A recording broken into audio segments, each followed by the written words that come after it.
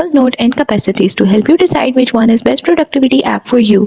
Make sure to watch this video till the end and let's get started. First, let's take a look at Amplenote. Amplenote is best for task-driven note-taking and productivity. It includes to-do lists and end-to-end encryption. This makes it a great choice for secure and structured note-taking.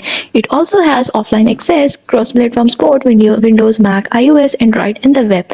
On the other hand, if you look for Capacities, then Capacities is best for knowledge management and network thinking. Its features include graph-based note organization, AI-powered features, object-based categorization. This makes it ideal for research and in-depth thinking.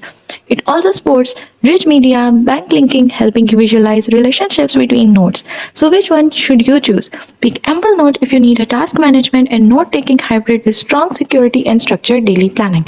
On the other hand, if you want a visual and network-style note-taking tool for knowledge organization and research, pick Capacities.